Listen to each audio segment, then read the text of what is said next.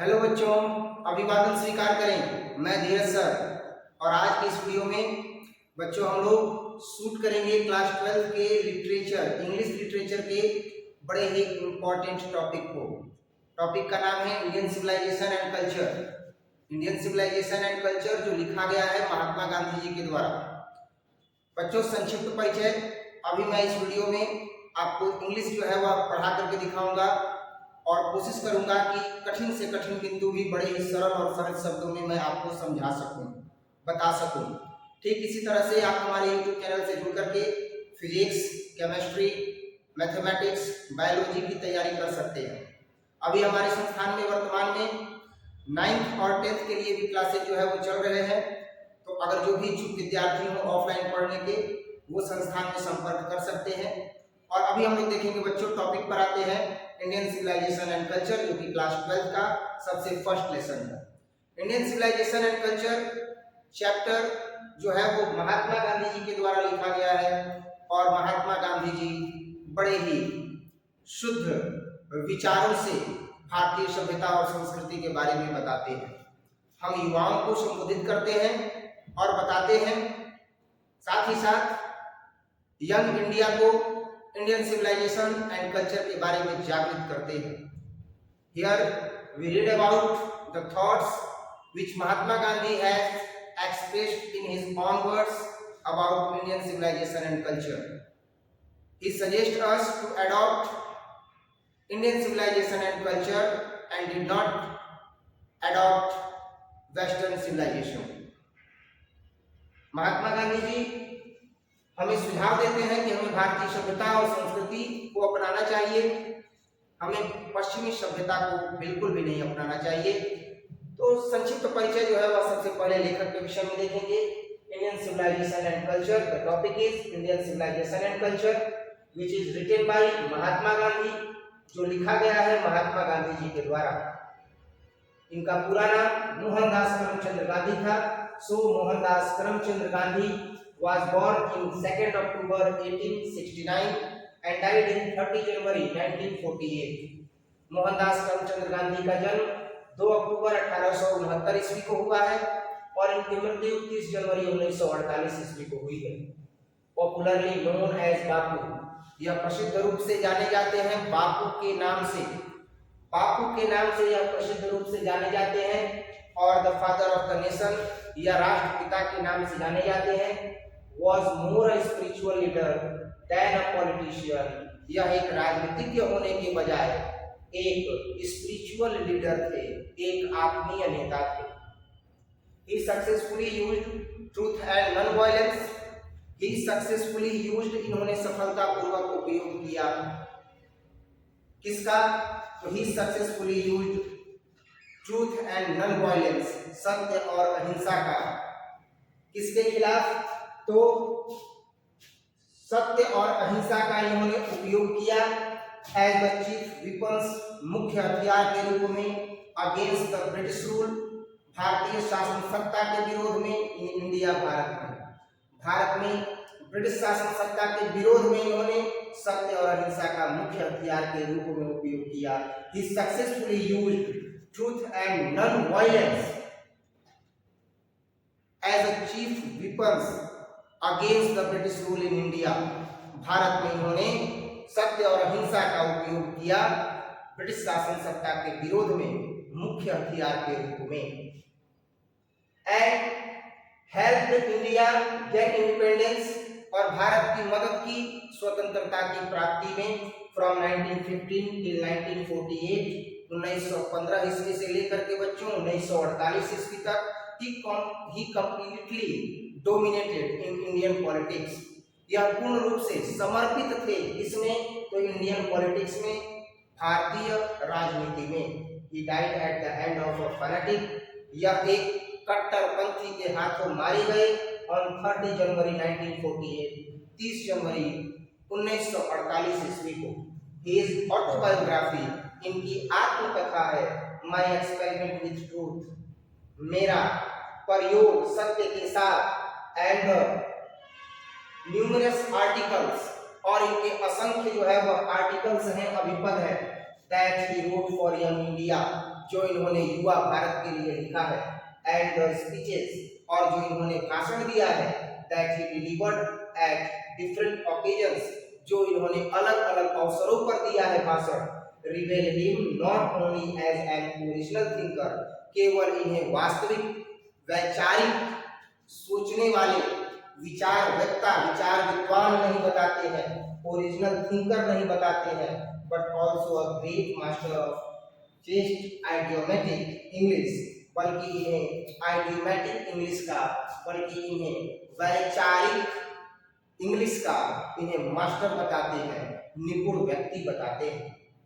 In the following aspect, इस प्रस्तुत उदाहरण में इंडियन सिविलाइजेशन एंड कल्चर, जो कि हम पढ़ रहे हैं भारतीय सभ्यता और संस्कृति, इस प्रस्तुत उदाहरण में गांधी जी टॉक्स अबाउट, गांधी जी बात करते हैं the sound foundation of Indian civilisation, भारतीय सभ्यता के विषय। गांधी जी टॉक्स अबाउट, गांधी जी बात करते हैं अबाउट द साउंड फाउंडेशन, मजबूत नींव के बारे में, ऑफ इंडियन सिविलाइजेशन, भारतीय सभ्यता के, विच हैज सक्सेसफुली विथस्टूड, जो सफलतापूर्वक खड़ी है, अड़ी है, टिकी हुई है, with the passage of time, समय बदलने के साथ साथ, समय बदलने के साथ साथ, समय बीत गए, युग बीत गए, पर अभी भी भारतीय सभ्यता और संस्कृति मजबूती के साथ खड़ी है। The western civilisation which has the tendency to privilege materiality, पश्चिमी सभ्यता जिसकी प्रवृत्ति है, कि वह मटेरियलिटी को बढ़ावा देती है, कैन नॉट मैच, नहीं मिल सकती है, विथ इंडियन सिविलाइजेशन, भारतीय सभ्यता के साथ, which always propagate moral beams, जो हमेशा मोरल बीम्स को बढ़ावा देती है। भारतीय सभ्यता हमेशा मोरल बीम्स को बढ़ावा देती है, जबकि वेस्टर्न जो सिविलाइजेशन है, पश्चिमी जो सभ्यता है, वह मटेरियलिटी को बढ़ावा देती है, उत्पादकता को बढ़ावा देती है। So it can not match the Indian civilisation, इसलिए यह भारतीय सभ्यता से नहीं मिल सकती है। That elevates the moral being, जो नैतिकता को बढ़ावा देती है, जो नैतिक विचारों को बढ़ावा देती है। बच्चों, इस तरीके से हमने अबाउट द राइटर जाना, इनके बारे में जाना कि इनका डेट ऑफ बर्थ क्या है, इनका डेट ऑफ डेथ क्या है, और साथ ही साथ हमने देखा कि इनकी महत्वपूर्ण रचना क्या है। जैसे एग्जामिनेशन में पूछता है कि माय एक्सपेरिमेंट विद ट्रूथ किसकी रचना है, महात्मा गांधी। महात्मा गांधी का जन्म कब हुआ, 2 अक्टूबर 1869, और इनकी मृत्यु कब हुई, तो 30 जनवरी 1948। किसके हाथों हुई, तो एक फैनेटिक के हाथों हुई, एक कट्टरपंथी के हाथों इनकी मृत्यु हुई। भारतीय सभ्यता और संस्कृति के बारे में इनके क्या विचार हैं, तो Mahatma Gandhi ji talks about the sound foundation of Indian civilisation and culture.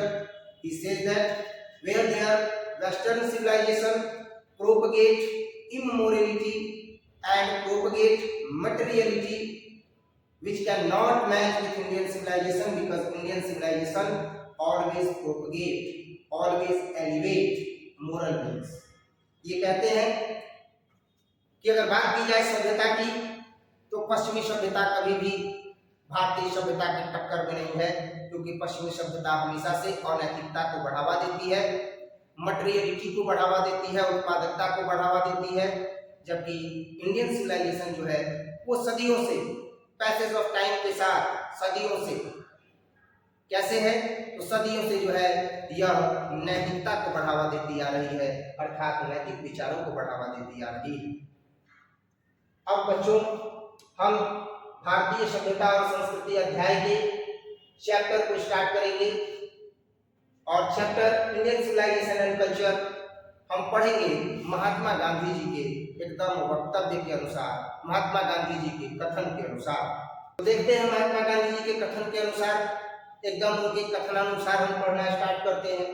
महात्मा गांधी जी कहते हैं, आई बिलीव दैट, मैं विश्वास करता हूं कि, आई बिलीव दैट, मैं विश्वास करता हूं कि the civilisation India has evolved, Bharat की सभ्यता ने खुद को विकसित कर लिया है, is not to be beaten in the world, जिसे दुनिया में हराया नहीं जा सकता।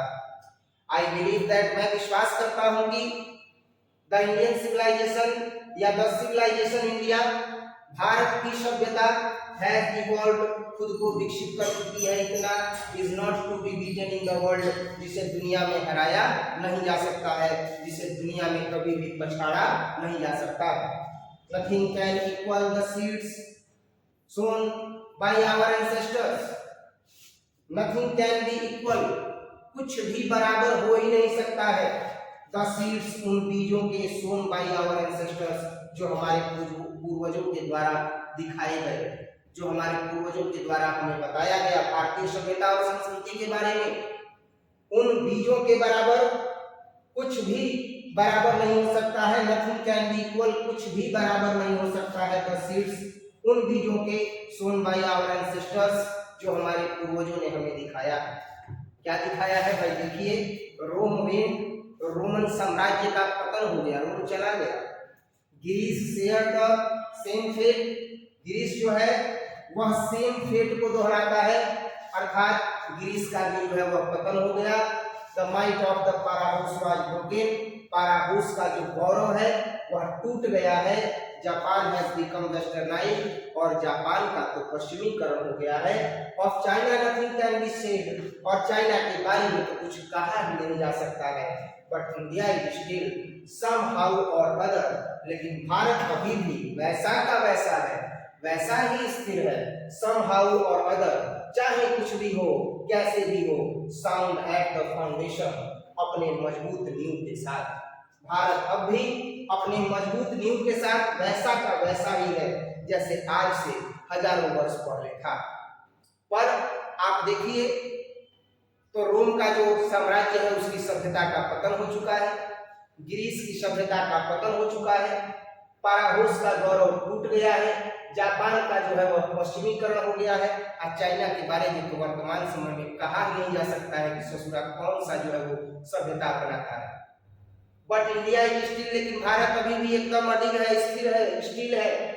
समहाउ और अदर, चाहे जो भी हो, जैसे साउंड एट द फाउंडेशन, अपने मजबूत नींव के साथ। The people of Europe learn their lesson, जो यूरोप के लोग हैं उन्होंने अपना पाठ सीखा है from the writing of the men of Greece, Greece की सभ्यता को मानने वाले लोगों के द्वारा लिखे गए मैन्युस्क्रिप्ट से यूरोप के लोगों ने सीखा है। रोम विच एग्जिस्ट नो लॉन्गर, रोम जो लंबे समय तक अस्तित्व में ही नहीं रहा अपनी सभ्यता के साथ, इन दियर फॉर्मर ग्लोरी, न अपने प्राचीन गौरव को बचा पाया रोमन साम्राज्य, रोम की सभ्यता, in trying to learn from them, और ऐसे लोगों से सीखने की कोशिश में द यूरोपियंस इमेजिन, यूरोप के लोग कल्पना करते हैं दैट की they will avoid the mistakes of Greece and Rome, कि वह ग्रीस की सभ्यता और रोम की सभ्यता को मानने वाले लोगों के मिस्टेक्स को अवॉइड कर देंगे, अनदेखा कर देंगे। And that is their pitiable condition, और यही उनकी दयनीय स्थिति है कि वह जिस रोम और ग्रीस की सभ्यता को अपनाने की बात कर रहे हैं, वह सोचते हैं कि उसको मानने वाले लोगों की गलतियों को अवॉइड करके एक नई सभ्यता विकसित कर देंगे जो हजारों हजार वर्ष तक चलेगी। यही उनका पिटिएबल कंडीशन है। Such is their pitiable condition, यही यूरोपियन लोगों का जो है वह पिटिएबल कंडीशन है। उम्मीद करते हैं बच्चों बहुत ही बेहतरीन ढंग से आपको समझ में आ रहा होगा। अगर मेरे लेक्चर्स में कहीं पर कोई डाउट हो तो आप कमेंट सेक्शन में जरूर कमेंट कीजिएगा। And let's come to the paragraph 2, and the paragraph 2 will be in the midst of all this, इन सब सभ्यताओं के बीच में इंडिया रिमेन्स इमूवेबल, भारत अभी भी अडिग खड़ा है। And that is her glory, और यही भारत का गौरव है। जहां इतनी सारी सभ्यताएं बदल गई, रोमन साम्राज्य का पतन हो गया, ग्रीस की सभ्यता मिट्टी में मिल गई, कहीं पर कुछ अता पता नहीं है। यूरोपियन सभ्यता जो ग्रीस और रोम की सभ्यता का अनुपालन करते हुए यह सोचती है कि उनकी गलतियों को अनदेखा करके हम यूरोपियन सभ्यता को क्या करेंगे, तो भारतीय सभ्यता और संस्कृति के समतुल्य लंबे समय तक अनुसरण करते रहेंगे। यही उनकी दयनीय स्थिति है। और इन सब सभ्यताओं के पतन के बीच में, in the midst of all this, इन सब के बीच में इंडिया रिमेन्स इमूवेबल, भारत अभी भी अडिग खड़ा है। And that is her glory, और यही भारत का गौरव। भारत का यही गौरव है कि इतना सारा सभ्यता का पतन हो गया, इतनी सारी सभ्यताओं का आधुनिकीकरण हो गया, मॉडर्नाइजेशन हो गया, पर भारत अभी भी अडिग खड़ा है। It is a charge against India. Bharat पर यह दावा ठोका जाता है, भारत पर यह इल्जाम लगाया जाता है that the people are so uncivilised, कि भारत के लोग जो है वो असभ्य है, इग्नोरेंट, अनदेखा करने वाले हैं, एंड स्टॉलिड और महामूर्ख है। That is not possible to induce them. संभव ही नहीं है कि उनका परिचय कराया जाए, टू अडॉप्ट एनी चेंजेस, किसी भी बदलाव को स्वीकारने के लिए। It is a charge really against our merit, लेकिन यह जो कहा जाता है हमारी गुणवत्ता के विरुद्ध है। यह जो कहा जाता है it is charge really against our merit, यह जो कहा जाता है वह हमारी गुणवत्ता के विरोध में है। व्हाट वी हैव टेस्टेड, हमने जो भी जांचा है, एंड फाउंड ट्रू, और जो सत्य पाया है, on the anvil of experience, अपने अनुभव की निहाई पर, वी डेयर नॉट चेंजेस, हम बदलाव से नहीं डरे हैं। Many thrust their advice upon India, बहुत सारे विचार थोप दिए गए भारत पर, and she remains steady, पर भारत अभी भी वैसे ही खड़ा। बहुत सारे विचार थोप दिए गए भारत पर और हमने विचारों को अपनाया भी। We tasted every changes at the anvil of our experience, and when we found it will be true, then we accept and adopt the changes in our daily life. We never hesitate to adopt any changes. हम कभी घबराए ही नहीं है किसी बदलाव को अपने अंदर समाहित करने में, अपने दैनिक जीवन में समावेशित करने में। हमने हर एक बदलाव को अपनाया है, पर हमने क्या किया है, तो पहले जांचा है, परखा है, आज जो सही है केवल उसी को अपनाया है। और अगर कोई कहता है कि भारत के लोग स्टोलिड है, मूर्ख है, भारत के लोग जो है वह इग्नोरेंट है, भारत के लोग जो है वो अनसिविलाइज्ड है, क्योंकि वह बदलाव को नहीं स्वीकारते हैं, तो यह जो भी कहता है वह हमारी गुणवत्ता के विरुद्ध में कहता है। हम हर एक बदलाव को स्वीकारते हैं। We dare not changes, हम बदलाव से नहीं डरते हैं। Many thrust their advice upon India, बहुत सारे विचार भारत पर थोप दिए गए, and she remains steady, पर भारत अभी भी अडिग है। This is her beauty, यही तो भारत की सुंदरता है। It is the seat anchor of our hope, और यही हमारे उम्मीद का मजबूत आधार है। सीट एंकर है कि हम अपनी सभ्यता को जल्दी बदलते नहीं है किसी नई सभ्यता के आ जाने से। पूरे यूरोप में, पूरे वेस्टर्न कंट्री में मॉडर्नाइजेशन चल रहा है और हमने खुद को तो मॉडर्न किया, लेकिन अपनी सभ्यता और संस्कृति को भूले नहीं। आज बहुएं जो है सलवार सूट पहन ले रही है, साड़ी नहीं पहन रही है, घूंघट नहीं निकाल रही है, सलवार सूट पहन ले रही है, आप ओढ़नी का पल्लू अपने सर पर रख रही है। आधुनिक तो हो गई है पर सभ्यता और संस्कृति नहीं भूली। आज भी माँ बाबू जी का चरण स्पर्श करती है, पति का चरण स्पर्श करती है। ये सभ्यता और संस्कृति केवल भारत में ही देखने को मिल सकती है, अन्यत्र कहीं नहीं देखने को मिल सकती है। अगर कोई कहे कि हम बदलाव को स्वीकारते नहीं है तो गलत कह रहा है। हमने हर एक बदलाव को स्वीकारा है। We dare not changes, हम नहीं डरे हैं कभी भी किसी भी बदलाव को स्वीकारने में। Many thrust their advice upon India, बहुत सारे विचार थोप दिए गए भारत पर, and she remains steady, लेकिन अभी भी भारत अडिग है। This is her beauty, यही भारत की खूबसूरती है। It is the seat anchor of our hope, यही तो हमारे उम्मीद का सीट एंकर है, मजबूत आधारशिला। अब बात करते हैं सभ्यता और संस्कृति में ही बच्चों कि क्या है सभ्यता और संस्कृति, जिस पर इतना जो है वह चर्चा किया जा रहा है। अगर हम सभ्यता और संस्कृति का पालन ही न करें तो क्या होगा? क्या होगा भाई अगर हम सभ्यता में न बंधे रहें? क्या सभ्यता में बंधे रहना आवश्यक है? हर जगह रोक टोक करना आवश्यक है? क्या सभ्यता के अनुकूल न रहे तो काम नहीं चलेगा, जीवन नहीं चलेगा? तो देखते हैं कि सभ्यता क्या है। Civilisation is that mode of conduct, सभ्यता आचरण का वह पहलू है which points out to man the path of duty, which points out जो उजागर करती है क्या? the path of duty, कर्तव्य पथ के बारे में। जो सभ्य व्यक्ति होंगे बच्चों वो हमेशा सत्कर्म करते रहेंगे। जो सभ्य व्यक्ति होंगे वो सत्कर्म करते रहेंगे। जो शिक्षक होंगे वो पढ़ाते रहेंगे, खूब मन लगा के पढ़ाएंगे ताकि विद्यार्थी पढ़ लिख करके आगे बढ़ जाए। अब कुछ शिक्षक होते हैं जो विद्यार्थियों को पढ़ाने लिखाने की आड़ में ही कुछ जो है वो गलत चीज कर देते हैं। जैसे 12th क्लास के बाद बच्चों का बीएससी नर्सिंग में एडमिशन कराने में, साथ ही साथ ग्रेजुएशन अगर बच्चा कर लिया, संपर्क में है, तो बीएड कराने में, 10+2 के बाद आईटीआई कराने में, 10th के बाद आईटीआई कराने में एडमिशन के लिए मदद करते हैं। किसी कॉलेज में, सर्टेन किसी निश्चित कॉलेज में उन बच्चों का एडमिशन करवाते हैं और वहां से कमीशन खाते हैं। तो ऐसे कमीशन खोरों के बारे में हम नहीं कह रहे हैं कि वो सभ्य है। तो इसीलिए सिविलाइजेशन क्या है ये ध्यान से सुनिएगा, ऐसा कमीशन खोरी आपको नहीं करना है। Civilisation is that mode of conduct, सभ्यता आचरण का वह पहलू है, विच पॉइंट्स आउट, जो उजागर करती है, to man the path of duty, आदमी के कर्तव्य पथ के बारे में। Performance of duty and observance of morality are convertible terms. अभी जो मैंने विगत बातें बोली हैं उसी के लिए है कि परफॉर्मेंस ऑफ ड्यूटी, कर्तव्य का प्रदर्शन करना, एंड ऑब्जर्वेंस ऑफ मोरलिटी, और नैतिकता का अवलोकन करना, आर कन्वर्टिबल टर्म्स, यह दोनों ही अलग अलग पद हैं। ध्यान दीजिए, क्या है कि ऑब्जर्वेंस ऑफ मोरलिटी, नैतिकता का अवलोकन करना, एंड परफॉर्मेंस ऑफ ड्यूटी, और कर्तव्य का प्रदर्शन करना, आर कन्वर्टिबल टर्म्स, दोनों अलग अलग पद हैं। अगर कोई व्यक्ति है जो अपना परफॉर्मेंस ऑफ ड्यूटी खूब अच्छा कर रहा है, तो जरूरी नहीं है कि उसका जो मोरलिटी है, उसकी जो नैतिकता है वह सही है।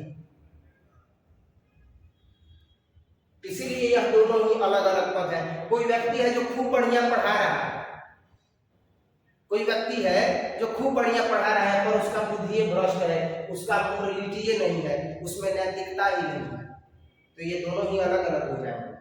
सो यहाँ पर आया topic, civilisation is that mode of conduct, सभ्यता आचरण का वह पहलू है, विच पॉइंट्स आउट, जो उजागर करता है, to man the path of duty, एक आदमी के लिए उसके कर्तव्य पथ को।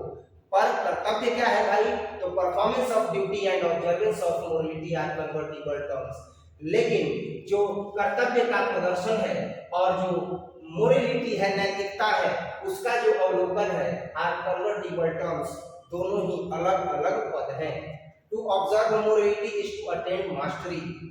टू ऑब्जर्व मोरलिटी, अगर आप मोरलिटी को अटेंड करते हैं, अगर आप किसी के मोरलिटी को जांचते हैं, तो आपको मास्टरी हासिल होना चाहिए over our minds and our passions, अपने मन पर और अपनी इच्छाओं पर। अगर आप किसी के नैतिकता को जांचते हैं, परखते हैं, तो आपकी इच्छाओं पर नियंत्रण होना चाहिए, आपके पैशंस पर नियंत्रण होना चाहिए। So doing this we know ourself, इसीलिए ऐसा करने के दौरान आपको अपने बारे में जानना चाहिए। The Gujarati equivalent for civilisation means good conduct. Gujarat में सिविलाइजेशन का मतलब होता है अच्छा आचरण, गुड कंडक्ट होता है। इफ दिस डिफिनेशन भी करेक्ट, अगर यह परिभाषा सही है, that India as so many writers have shown, तो भारत, जैसा बहुत सारे लेखकों ने दिखाया भी है, has nothing to learn from anybody, उसे किसी से कुछ भी सीखने की जरूरत नहीं है। And this is as it should be, और जैसा भारत है उसे वैसा ही रहना चाहिए। We notice that mind is a restless bird. हम देखते हैं कि मन एक अशांत पक्षी है। The more it gets, the more it wants. यह जितना अधिक पाता है उतना ही अधिक चाहता है, but still remains unsatisfied. लेकिन अंततोगत्वा असंतुष्ट ही रहता है। हम देखते हैं कि मन एक अशांत पक्षी है और फिर भी यह जो है असंतुष्ट ही रहता है। जितना ज्यादा पाता है उतना अधिक चाहता है कि और आ जाए, और आ जाए। जितना अधिक पाता है यह उतना ही अधिक चाहता है। खूब पा रहा है मन, लेकिन चाह रहा है कि हमको और कुछ प्राप्त हो जाए, और कुछ प्राप्त हो जाए। अब वो भी प्राप्त हो जाता है, फिर भी असंतुष्ट रहता है। The more we indulge in our passions, हम जितना अधिक अपनी इच्छाओं में संलिप्त होते जाएंगे, the more unbridled they become, वो इच्छाएं उतनी ही अनियंत्रित होती जाएंगी। आवर एंसेस्टर्स देयरफॉर, इसीलिए हमारे पूर्वजों ने set a limit to our इंडल्जनेस,